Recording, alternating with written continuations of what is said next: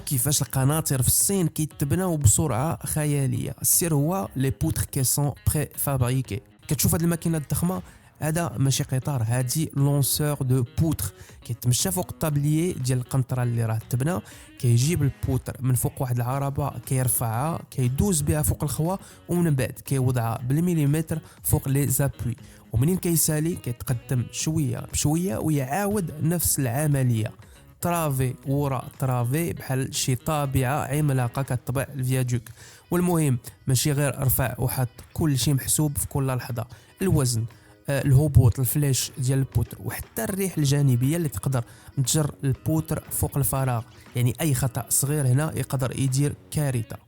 علاش كيعجبهم هذا النظام؟ حيت كيربحهم شهور ديال الخدمه، بشرط يكون المسار شبه مستقيم، لي بيل متكرره وبنفس الشكل، باش التركيب يبقى سريع ومنظم. ودابا السؤال، لي زيكسبير ديال لي بون في المغرب امتى يقدروا يدخلوا بحال هادي المغرب، وشنا هي الطريقه اللي كانوا نسرعوا بها وتيره العمل ديالنا؟